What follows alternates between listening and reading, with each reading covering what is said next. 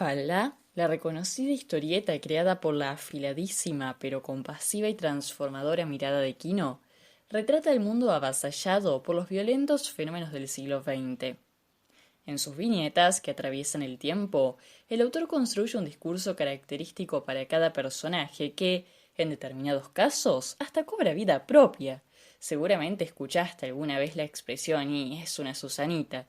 Incluso aquellos escenarios poco frecuentes en la narración resultan significativos para repensar fenómenos de la vida cotidiana. La escuela, con la maestra como representante, constituye un poderoso ejemplo de esto último. A la docente de Mafalda podemos describirla en lo Gramsci.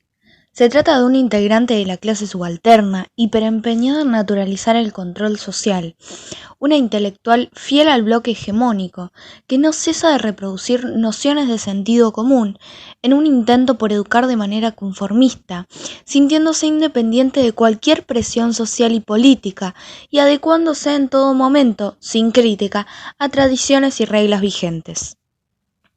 Uno de los enfoques posibles para leer este rol docente es como nos muestra Freud identificando síntomas, en este caso sociales, que conduzcan mediante un detenimiento de análisis a la deconstrucción de sus más abigarrados cimientos, para luego, con esos viejos, nuevos elementos, construir otra cosa. Vemos a una maestra dando clases desde un peldaño o representada siempre inmensamente más grande que sus estudiantes. Los contenidos académicos suelen carecer de sentido para los niños y las niñas, quienes usualmente denuncian esto demostrando que recuerdan poco de lo expuesto o haciendo comentarios que la docente enojada y desconcertada cataloga como indisciplina. Estos hechos conflictivos, que persisten hasta el presente, quizá con diferente intensidad, nos ponen en alerta, porque allí podría quedar abierta la posibilidad de descubrir a un otro que no está pudiendo hacer consciente sus decisiones, sus acciones, su modo de relacionarse.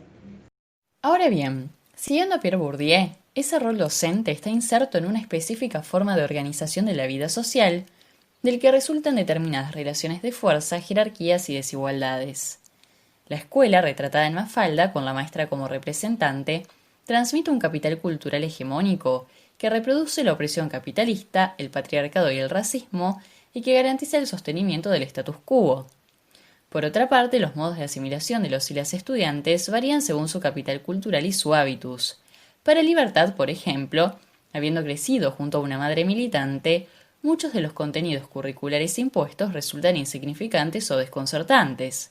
No obstante, indirectamente reconoce, probablemente por insistencia de la autoridad escolar, la jerarquía superior de la maestra. También se registran en la historieta integrantes de los sectores subalternos, para quienes la asistencia a la escuela supondría convertirse en víctimas de violencia simbólica, pues implicaría el abandono de la transmisión proveniente de su origen social, cultural, étnico, que no es otra cosa que su capital cultural. A los y las oprimidos, como nos dice Freire, se les prohíbe ser, ya que su ser y estar en el mundo tiene que ver con las finalidades que les son impuestas por los opresores, son el resultado de una situación extrema de violencia. El reconocido pedagogo brasilero sostiene además que el opresor no le teme a aquel que tiene hambre, sino a aquel que sabe pensar.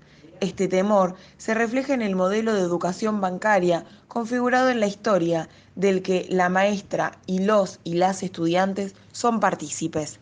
Educación conservadora, destinada a nutrir la opresión, que cobra visibilidad en los pensamientos de Susanita y Manolito, acérrimos defensores del status quo.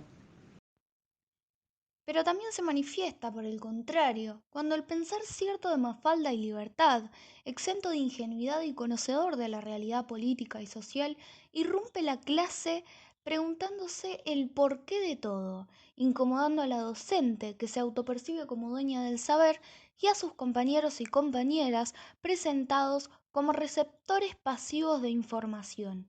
Por supuesto, ese pensar crítico, transformador y disruptivo de las protagonistas no queda encajonado entre las paredes de la escuela, sino que se extiende hasta resonar en la plaza, en los livings, en la cuadra y más. El legado de Quino resulta sin duda pedagógico. nos invita a través de sus páginas a desentrañar, repensar y reproblematizar fenómenos de la realidad cotidiana que aparecen originalmente como naturales, establecidos y dados, para así construir un tipo de acción política, humanizante y emancipatoria. Muchas gracias, maestro.